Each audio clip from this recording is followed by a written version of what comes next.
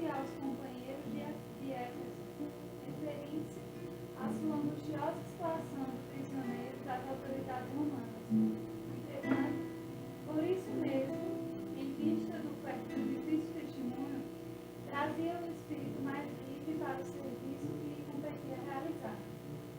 O quadro é significativo para quantos pretendem a independência econômica financeira ou demasiada liberdade no mundo, a fim de exemplificarem os ensinamentos evangélicos. Há muita gente que declara aguardar os dias da abundância material e as facilidades terrestres para atenderem ao idealismo cristão. Isso, contudo, é contrassenso. O serviço de Jesus se destina a todo lugar. Paulo, entre cadeias, se sentia mais livre na pregação da verdade. Naturalmente, nem todos os discípulos estarão atravessando esses montes palpitantes de testemunho. Todos, porém, sem distinção, trazem consigo as santas algemas das obrigações diárias do lar, do trabalho comum, a rotina das horas, no centro da sociedade da família. Ninguém, portanto, tem de quebrar as cadeias em que se encontra, na mentirosa suposição de que se candidatará a melhor posto nas oficinas de Cristo. Somente o dever bem cumprido nos confere acesso à legítima liberdade.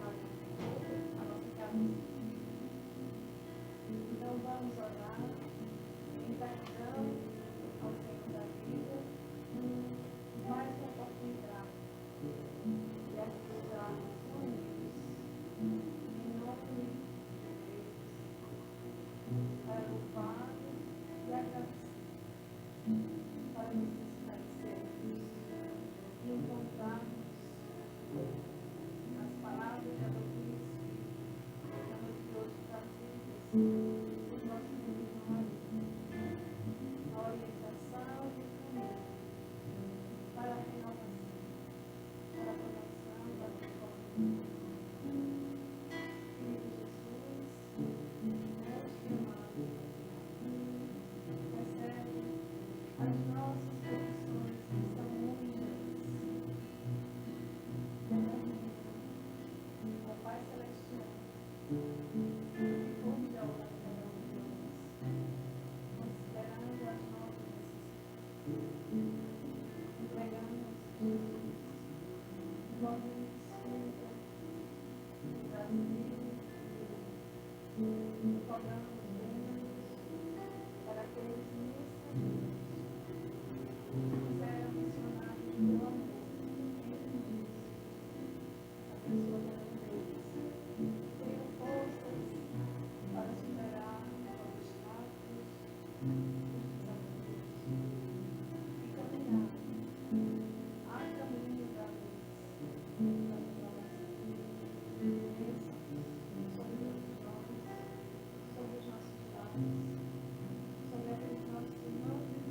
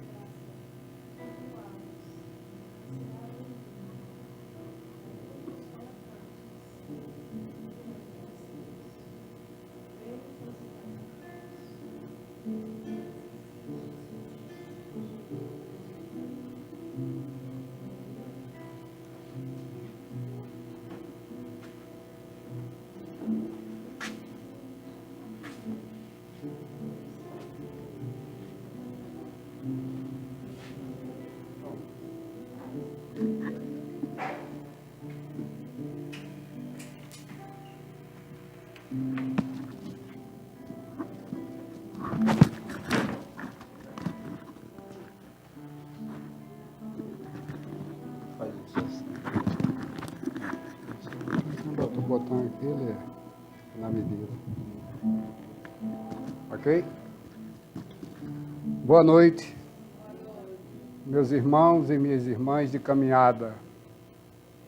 A satisfação de aqui estarmos mais uma vez representando o nosso grupo de caravaneiros do Evangelho, trazendo também um abraço do nosso confrade Davi, que não pôde estar hoje presente em virtude de ser a sua data natalícia, e ele esteve intimado pelos familiares a estar em casa hoje à noite. Então, por isso ele não pôde vir conosco. O assunto que nós vamos tratar hoje já foi dado início pela leitura inicial aqui do Pão Nosso. Paulo e as cadeias. Nós vamos falar sobre Jesus e o bom ladrão. Não é mais um estudo que nós vamos fazer do Evangelho para que a gente passe a entendê-lo melhor. Porque a nossa dificuldade maior hoje, neste momento que nós estamos vivenciando, é justamente a falta desse esclarecimento. Nós fomos ensinados de uma forma equivocada, não de agora, mas de vivências outras. Quiçá nós próprios fizemos isso aí. Trouxemos as informações equivocadas. Não sou contra o que está lá no Evangelho. Não. Que a pessoa diz, mas é a palavra de Deus. Podemos aceitá-la ou não? Nós temos que buscar saber se realmente aquilo tem fundamento. A doutrina espírita era calcada no bom senso e na lógica. Então a gente tem que buscar saber se aquilo tem lógica ou não. Não, mas está escrito, está lá no Evangelho. Sim. Mas aí, hoje nós sabemos que acontece e aconteceram muitas interpretações, e inclusive traduções equivocadas.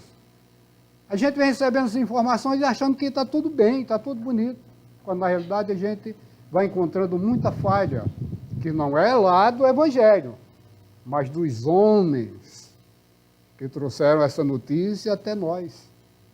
O Evangelho foi lá, na época de Jesus, não foi escrita. Só começou a aparecer 50 anos depois, por informações. A partir daí foi que alguém começou a escrever alguma coisa. E em qual língua foi feito isso aí? No aramaico, algo bem lá de trás. Para chegar a nós aqui no português, por quantas traduções essas informações passaram? Então, existem palavras que as suas traduções podem ser modificadas. E chega para a gente de uma forma, não, mas está lá no Evangelho, eu tenho que aceitar. Não é por aí. Nós temos que entender, saber o que tem lá. Muitas vezes a gente que se equivoca quando lê, mas muitas vezes foi colocado lá de forma equivocada. E, pensando bem, muitas vezes intencional. Era algo da igreja trazer daquela forma. Quando é que se abriu para nós a leitura do Evangelho em português? Uma missa em português? Agora, sabe, 1970, 80, por aí, porque antes era em latim. Não era para a gente entender. Era para chegar, se ajoelhar e receber a informação de lá e acabou-se. Depois a gente começou a ver que tem coisas que a gente tem que aprender. O Evangelho foi feito para nós todos, independente de religiões. Foi para o ser humano. É um código moral, o Evangelho. Foi algo que veio para justamente que a gente, procurando seguir, chegasse a um ponto maior, que é aquele ponto que Jesus próprio disse, que todos nós seremos perfeitos um dia. Todos nós chegaremos à perfeição.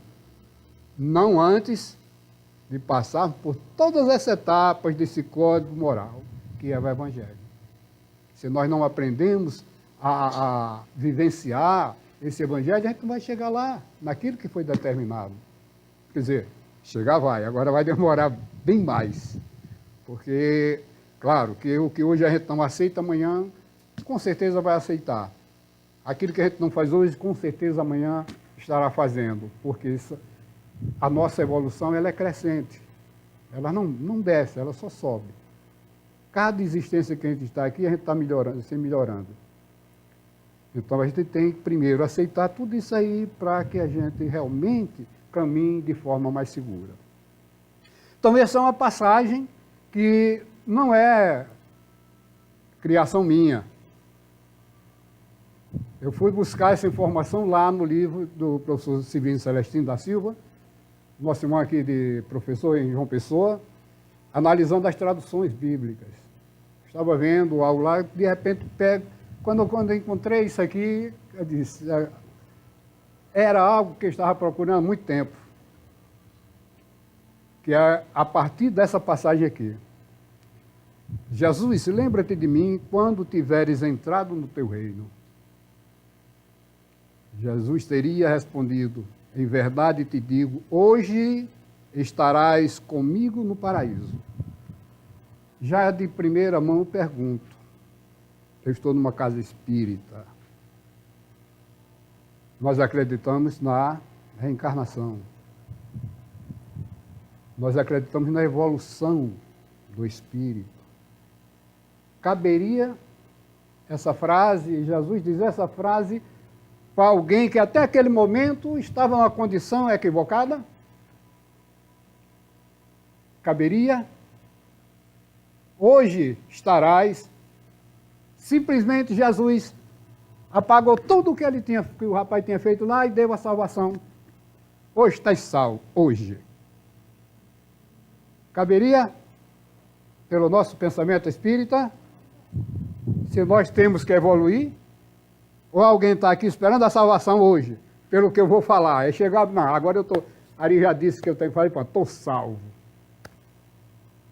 Não é assim, todos nós sabemos, na casa espírita. Ou deveríamos saber. Então veja que a partir daí, veja, é uma frase, no meu entender, e no entender de Severino Celestino também, equivocada. Mas vamos analisar isso bem mais profundamente. No Evangelho de segundo Lucas, capítulo 23, versículo 39 a 43, nós temos. Um dos malfeitores ali crucificados blasfemava contra ele, Jesus. Se és o Cristo, salva-te a ti mesmo e salva-nos a nós. Mas o outro repreendeu. Nem sequer temes a Deus, tu que sofres no mesmo suplício? Para nós isto é justo. Recebemos o que mereceram os nossos crimes, mas este não fez mal algum. E acrescentou, Jesus, lembra-te de mim quando tiveres entrado no teu reino.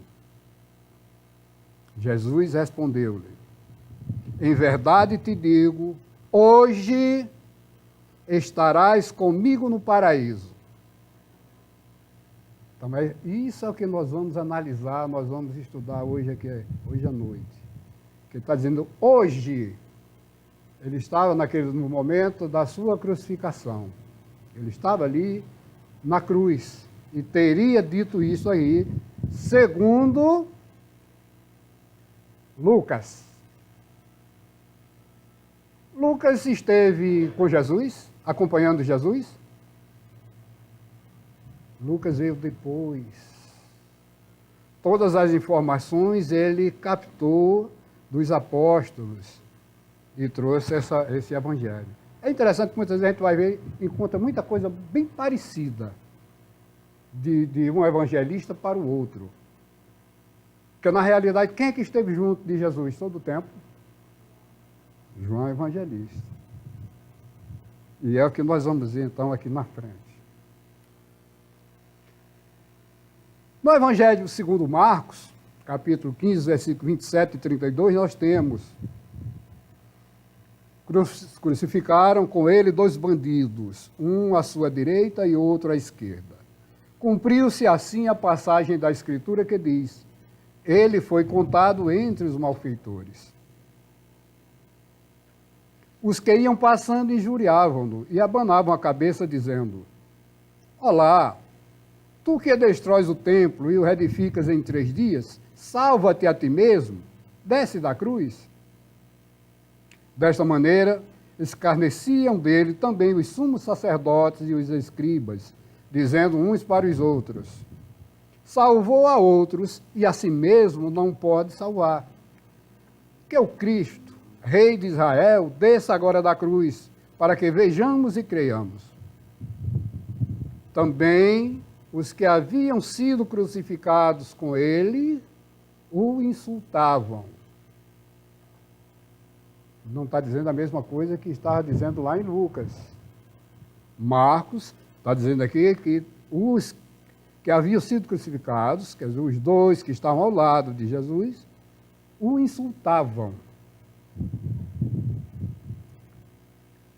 Vamos ao Evangelho segundo Mateus, capítulo 27, versículo 38 e 44. Ao mesmo tempo foram crucificados entre eles 2 ladrões, um à sua direita e outro à sua esquerda. Os que passavam e o injuriavam, sacudiam a cabeça e diziam: tu que destróis o templo e o reconstróis em 3 dias, salva-te a ti mesmo. Se és o Filho de Deus, desce da cruz. Os príncipes dos sacerdotes, os escribas e os anciãos também zombaram dele. Ele salvou a outros e não pode salvar-se a si mesmo. Se é rei de Israel, desça agora da cruz e nós creremos nele. Confiou em Deus, Deus o livre agora. Se o ama, porque ele disse: eu sou filho de Deus. E os ladrões crucificados com ele também o ultrajaram. Vejam que aqui em Marcos e Mateus são dois textos muito parecidos. Aqui embaixo a diferença, um diz insultava e outro ultrajava, que praticamente vai dar no mesmo. Questão de tradução. O restante do texto é praticamente igual. Mas ambos são diferentes do de Lucas.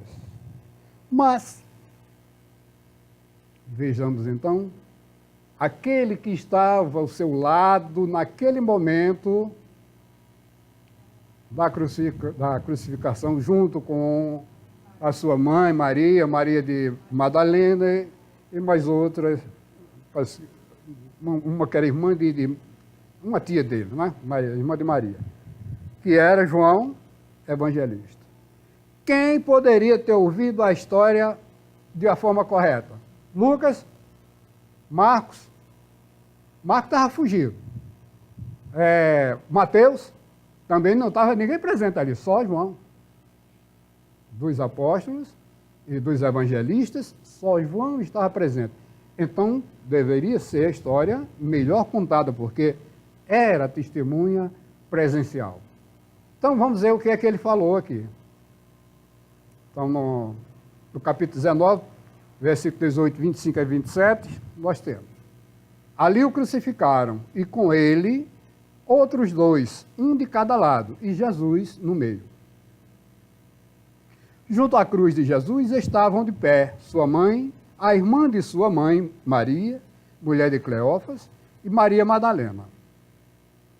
Quando Jesus viu sua mãe e perto dela o discípulo que amava, que era João, disse à sua mãe: mulher, eis aí o teu filho. Disse depois ao discípulo: filho, eis aí a tua mãe. E desta hora em diante o discípulo a levou para a sua casa. O que é que ele falou aqui na questão dos 2 aqui, dos ladrões? O que é que ele falou?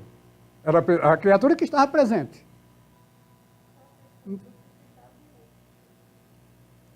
Então, o que é que a gente pode deduzir disso aí?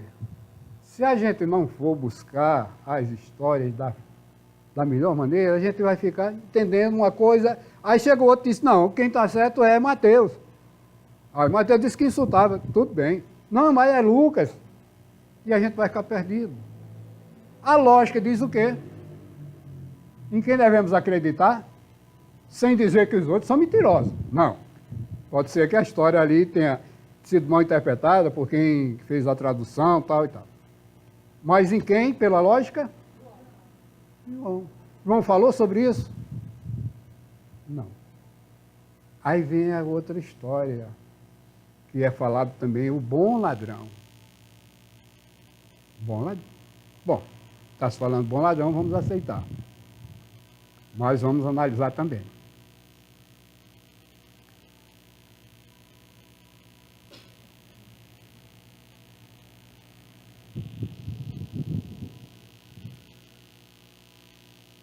Em verdade te digo, hoje estarás comigo no paraíso. Hoje. Jesus poderia ter dito isso aí? Porque nós já falamos no início.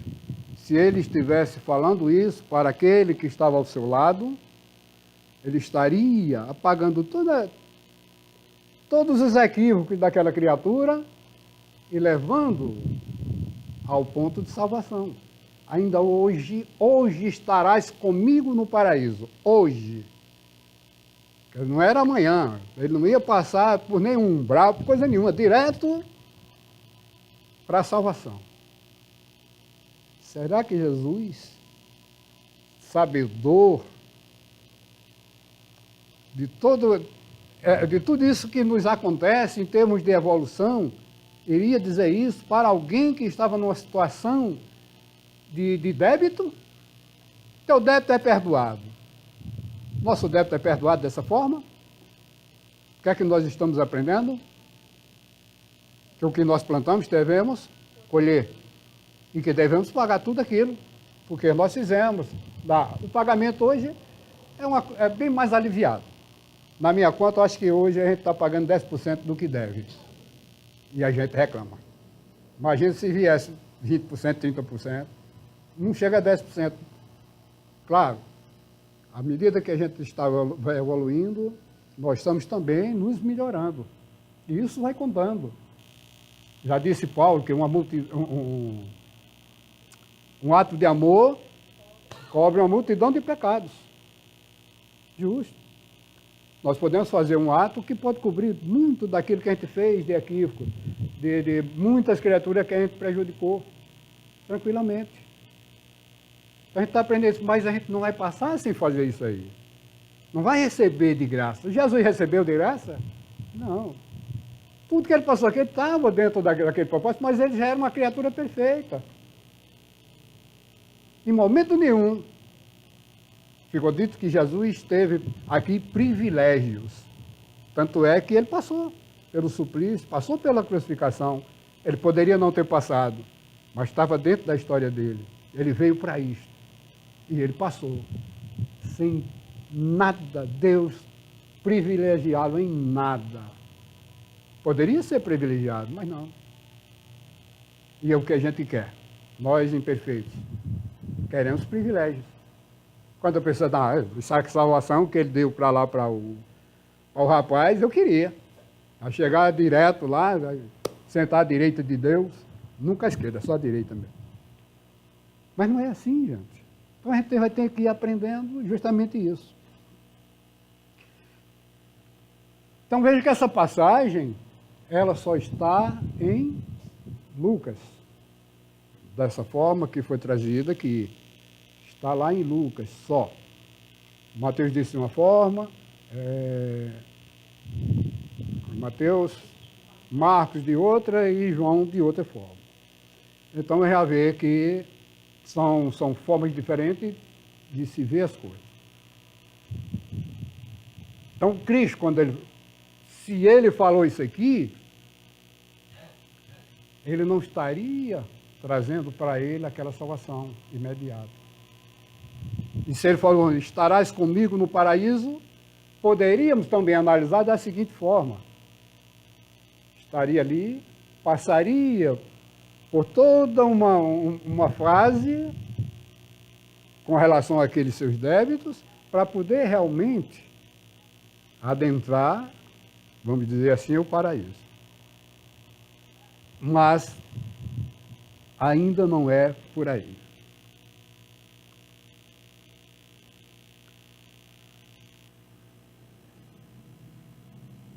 Então, pergunta.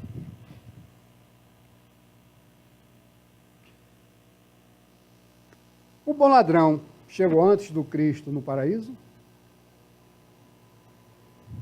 Por que essa pergunta? Quando foi que Jesus ascendeu aos céus? No terceiro dia ele ressuscitou. Ainda passou aqui mais de 40 dias, ou 40 dias, para poder ascender ao Pai. Quer dizer que o ladrão teria ido primeiro do que Jesus. Sem nenhum merecimento, mas estaria lá. Então tem lógica isso? Não.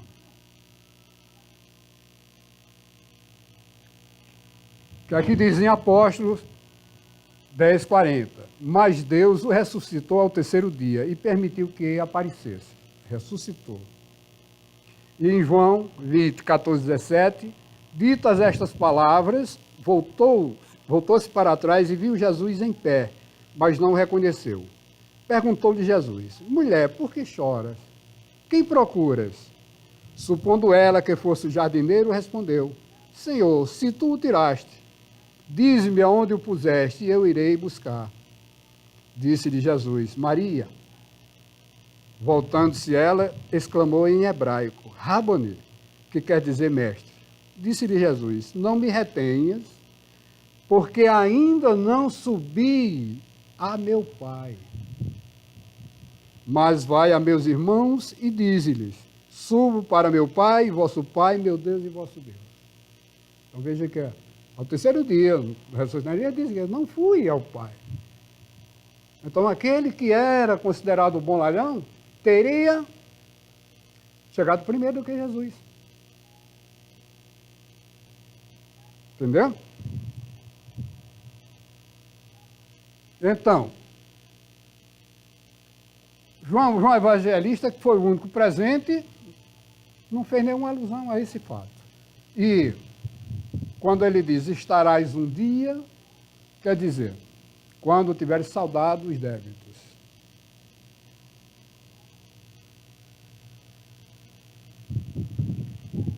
Segunda pergunta. De onde Lucas retirou essa passagem?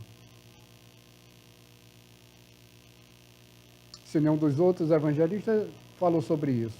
E ele não estava presente. De onde ele teria tirado isso aí? Então são fatos para serem analisados. Não estou dizendo aqui que Lucas mentiu, coisa nenhuma, que a Bíblia está errada, os evangelhos. Não. Mas são coisas que vêm para nós e a gente não analisa todo o tempo, e vai aceitando, e a coisa vai crescendo, e a gente vai discutir coisas, ou repassar coisas de forma equivocada, novamente. Novamente. Então a gente tem que ir buscando isso aí da forma mais correta possível. Então, nós espíritas defendemos a corrente dos que colocam a vírgula após o vocábulo hoje, pela lógica que ela representa. A frase ficaria assim, então. Em verdade te digo hoje, estarás comigo no paraíso. Em verdade te digo hoje. Quer dizer, aí sim, toda a lógica, porque nós sabemos que foi o que ele disse para a gente, que todos teremos direito à perfeição. Todos chegaremos à perfeição. É isso aqui. Esse paraíso seria a perfeição. Agora, sem antes saudarmos os nossos débitos, disse ele, não sairás daqui antes de pagares até o último centavo. Todo o nosso débito acumulado aqui no planeta Terra deve ficar aqui, devemos pagar aqui. Voltar ou passar para uma nova etapa, limpo desses nossos débitos aqui. Nós temos que pagá-los. Então, quando ele diz aqui, isso aqui vem justamente no livro de Celestino. analisando as traduções bíblicas. Em verdade te digo hoje, estarás comigo no paraíso. Aí sim, passa a ter sentido, a fazer sentido. Mesmo que a gente aceite ou não aquela passagem lá trazida por Lucas.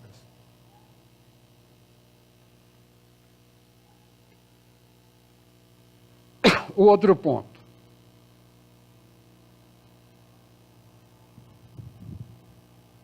Que é o bom ladrão. Será que existe o bom ladrão?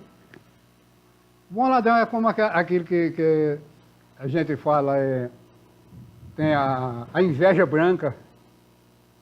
Inveja não é inveja, não? Não, mas tem inveja, mas é inveja branca. É inveja. Não deixa de ser. Então aqui o bom ladrão. O bom por quê? Porque ele teria, naquele momento, segundo Lucas, aceitado a presença de Jesus ali e ter falado aquilo. O bom por isso. Mas bom? Uma pergunta. Vamos para a gente fechar a frase. Ladrão que rouba ladrão. Tem? Então a gente está aceitando que o ladrão é beleza. Não, ladrão que rouba ladrão é ladrão também. E está no meio, está pior ainda. Ainda é pior a situação dele, porque aquele primeiro teve a coragem de ir lá roubar. Isso aqui não, já pegou a garapa, já tudo prontinho. Vem para cá, ainda é pior. Então veja como nós vamos colocando nas nossas vidas coisas equivocadas. São ditos populares. A gente aceita aquilo, uma beleza. Não, ladrão que rouba ladrão tem 100 anos de perdão. Vai roubar também, vai ver se tu não paga lá. Está lá anotadinho. Porque ladrão é ladrão. Pode mudar? Pode, sim. Mas não nesse fato aí. Então veja, bom. Aí o que é que nós temos de bom aqui?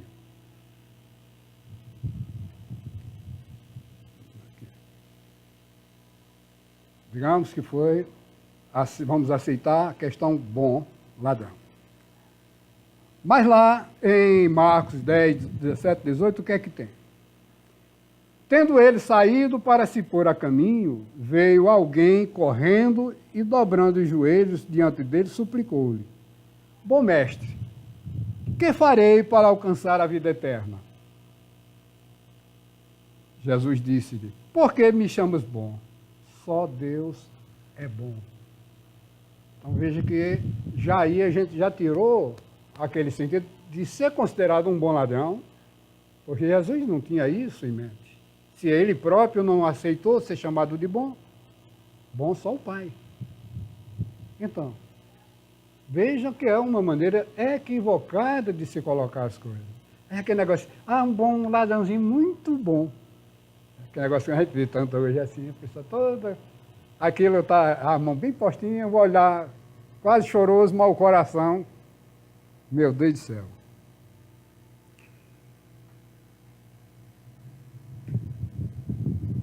É verdade que ele mostrou que acreditava em Jesus e desejava mudar pelo arrependimento demonstrado. Mas e os crimes que ele havia cometido contra seus semelhantes? Quer dizer, tudo aquilo que nós temos como débitos, que nós formamos nas nossas existências, nas nossas vivências, eles vão ficando acumulados. E só à medida que a gente tem aquela etapa, eu me arrependo em primeiro lugar, peço perdão por aquilo, mas ainda tenho que fazer a reparação. Tem gente que acha que pediu perdão, está tudo acabado, está tudo bonito. Não. É o início de uma nova etapa. E quando acontece o perdão, pronto, desvaneceu-se aquele ódio, aquele rancor, mas ainda existe o débito. Eu fiz. Está lá gravado.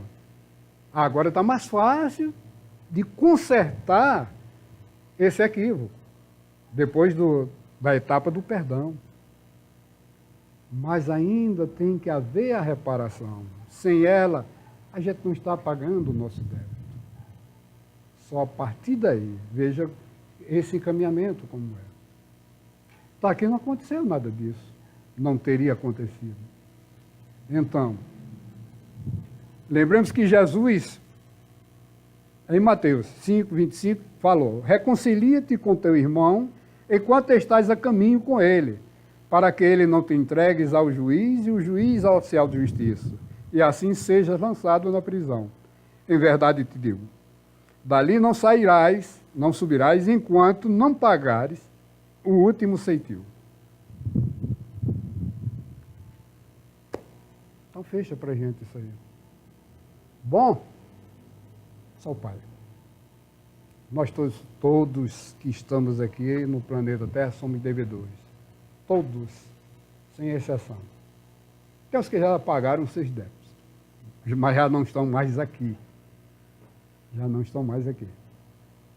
Mas todos nós que estamos neste momento, uns já estão numa situação evolutiva bem mais avançada, bem melhor, outros em grandes dificuldades, ainda vivenciando etapas quase que primitivas, uma história muito difícil, e tem aqueles que, como nós, estamos buscando entender a nossa situação aqui neste planeta. Graças a Deus estamos abrindo os nossos olhos, apesar de todas as dificuldades, e estamos tentando colocar nas nossas caminhadas aquilo que Jesus veio, ele veio para trazer somente isso aqui para nós, para que facilitasse essa nossa caminhada até a perfeição.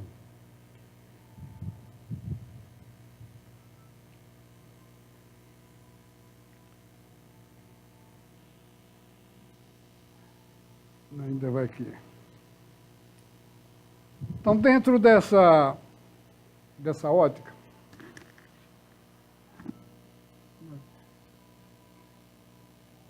não é que isso mesmo. Temos essa pergunta. Só Jesus, o Cristo, salva? O que vocês acham disso aí? Isso é verdadeiro ou não? Só Jesus, o Cristo, salva.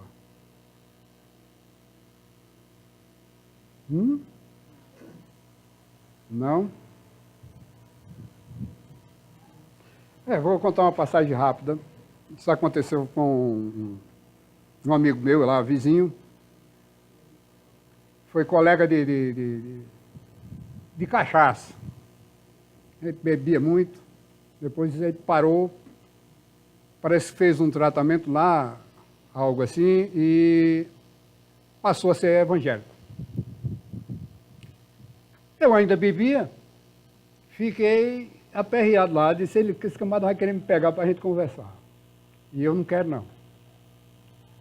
Aí fiquei desviando. A casa dele é quase em frente à minha, mas teve um dia que não teve como. Na hora que ia passando, disse: aí, vem cá. Aí eu, tá bom, fui. Chega lá, diga-me.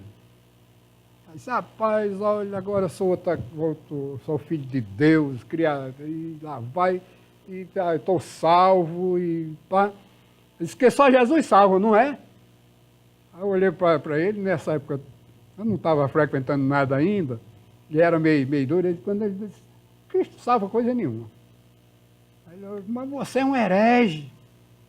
Eu disse: então me prove que Jesus salva.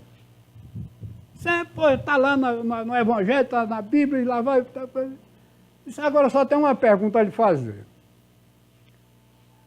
E se eu não quiser? Ele vai forçar? Não. Então, não é só ele que salva. Porque se eu não quiser, não tem quem faça. Pode vir do jeito que vier, eu não quero. Mas isso aí foi um posicionamento meu, no momento lá, que depois eu passei a analisar. Disse: não devia nem ter feito isso com o rapaz. Mas a questão é, ele só Cristo salva?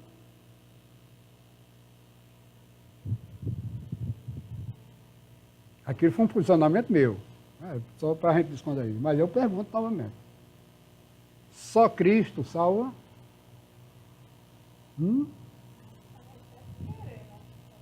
Não, isso aí eu coloquei. Estou dizendo que ele salva, só ele salva, qualquer pessoa, independente. Só ele. Gente, se a gente analisar dessa forma,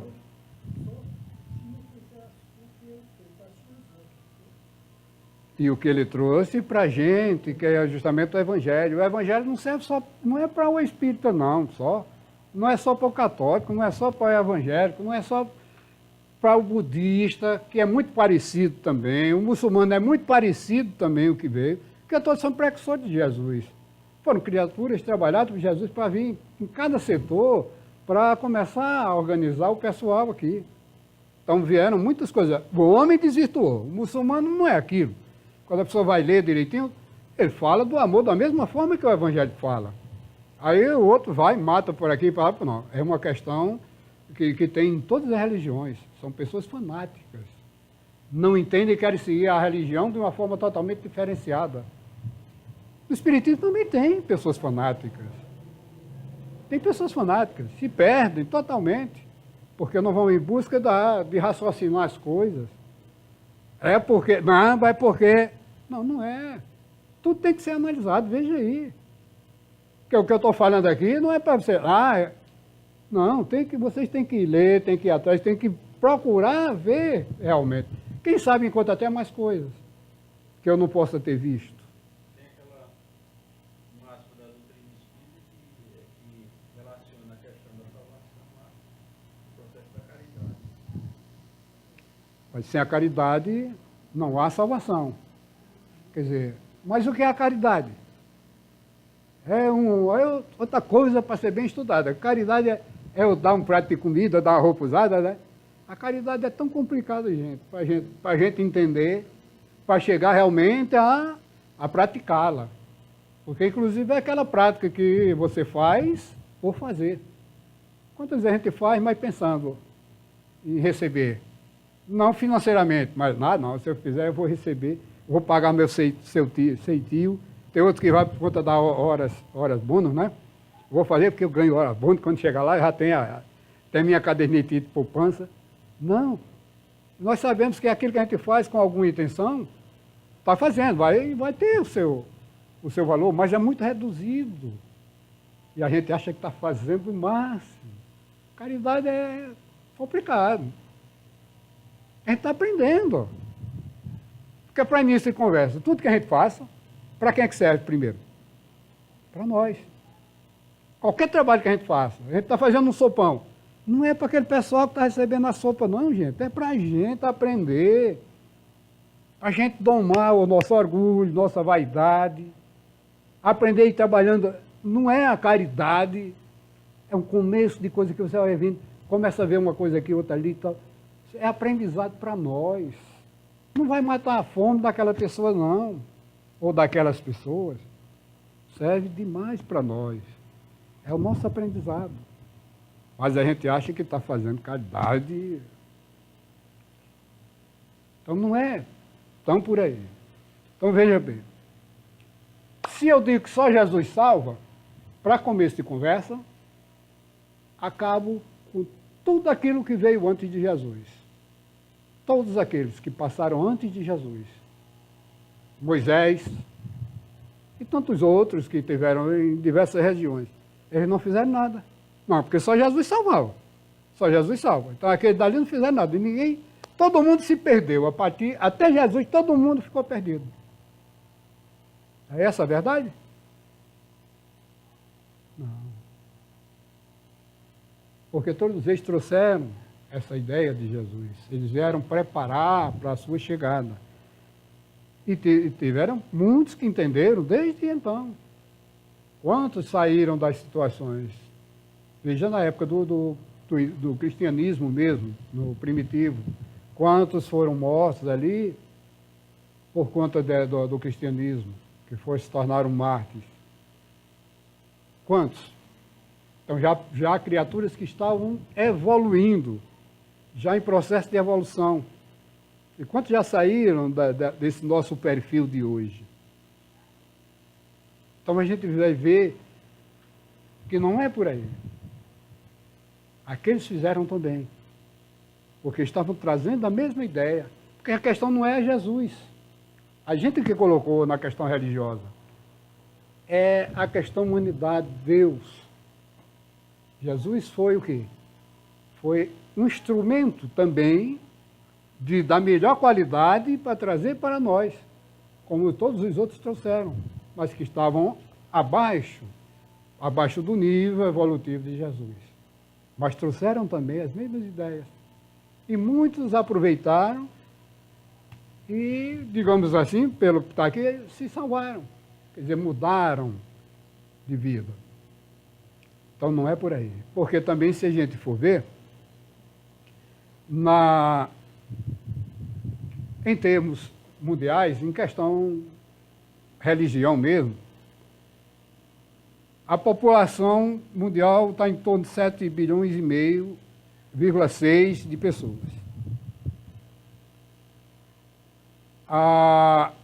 Os cristãos, aí a gente trazendo justamente Jesus salvando, os cristãos seriam em torno de 2 bilhões e meio. Todas as religiões cristãs, ortodoxa,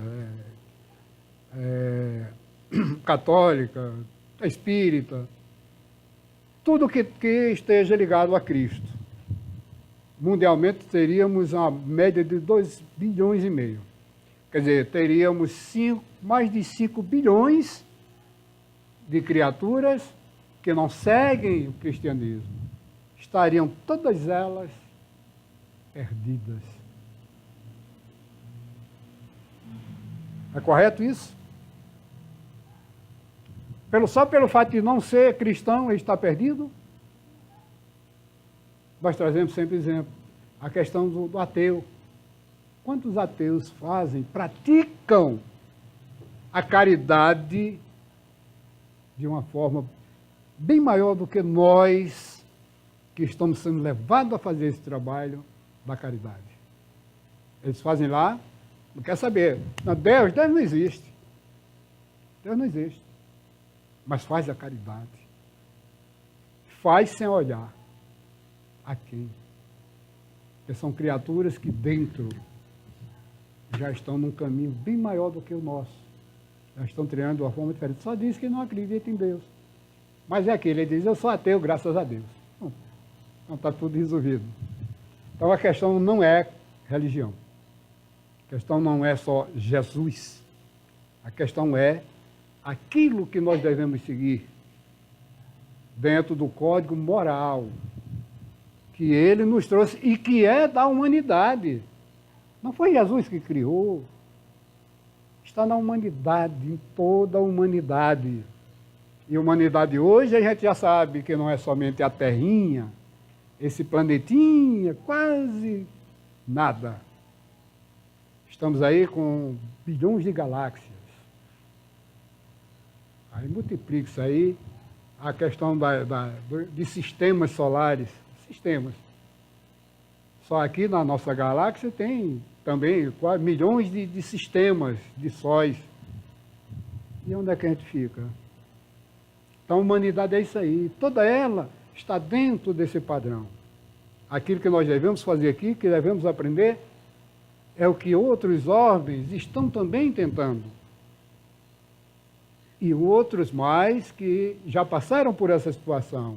E as criaturas que nela habitam já são conscientes, já seguem esse código moral, já estão na busca mais tranquila pela perfeição. Nós ainda estamos distantes. Nossa mudança agora é de planeta de provas e expiações para a regeneração. Não somos regenerados, estamos iniciando, onde vai haver a separação do joio e do trigo, onde ficarão aqui aqueles que estejam propensos ao bem, mais propensos ao bem. Aqueles que estão pensando ainda em não se regenerar, em não fazer aquilo que deve ser o melhor, tem para eles planetas inferiores. Possivelmente ainda no estado de transição do primitivismo para provas e expiações. No início daquilo que nós estamos saindo. Então, nós, que ainda insistirmos em fazer o mal aqui, vamos para essa escola, com todo o nosso conhecimento, mas chegar lá, está presinho ali na corrente, sem poder fazer o que quer. Até que retorne a consciência de que o bem deve predominar. Então, gente, não é só Cristo que salva. Não é isso aí. É aquilo que ele nos trouxe, também através de todos os outros que foram seus precursores e os que vieram depois trazendo essa mesma mensagem. Mensagem calcada no Evangelho. Mensagem calcada nesse código moral tão necessário para nós, para que a gente cresça, para que a gente consiga sair dessa situação de débito que nos encontramos ainda hoje, para uma situação melhor, quiçá, alguns milhões de anos à frente, saindo para um planeta melhorzinho do que esse nosso.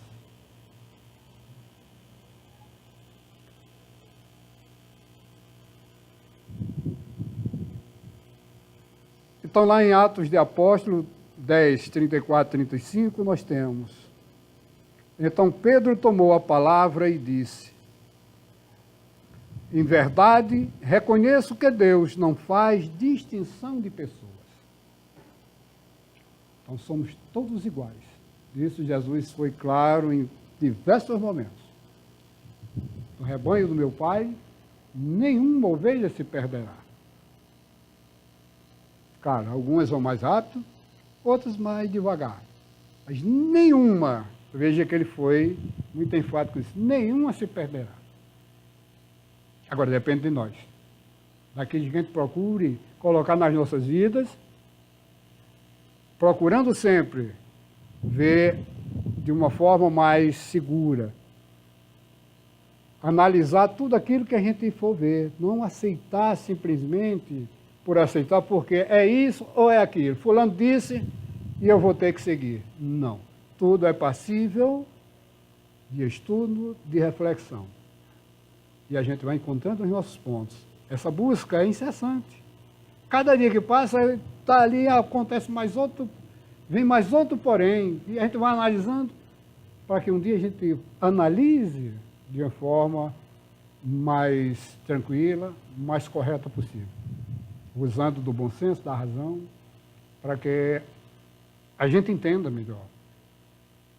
A gente faça melhores reflexões.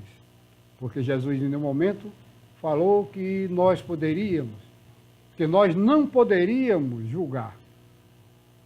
Ele só disse que a gente devesse julgar da forma mais correta possível, porque existe um retorno. Se eu julgo mal, você também é julgado de forma que não é boa. Se eu julgo bem, vou ter um retorno melhor. Então, que a gente simplesmente passe a reflexionar sobre tudo isso que a gente vem falando, tentando buscar para nós a forma mais correta para a nossa condução moral neste nosso planeta e principalmente aqui dentro da nossa comunidade, que deve ser levada não como uma religião, mas como uma busca pela conduta, pela boa conduta, que é o que se pede de nós. Se a gente assim o fizer, estaremos, com certeza, no caminho correto. Então, que Jesus, nosso mestre maior, através dos bons amigos espirituais aqui presentes, dos mentores da casa, dos nossos mentores em particular, fazer descer sobre todos nós aqui presentes, encarnados e desencarnados, bênçãos de paz, de amor, de harmonia e de equilíbrio. E que possamos, sim, através do Evangelho, bem analisado, seguir a nossa caminhada com mais certeza, com mais vigor, com mais amor. E que Jesus continue nos abençoando hoje e sempre. E obrigado. Boa noite.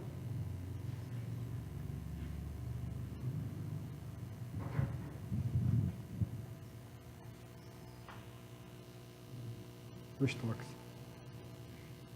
Não, de baixo.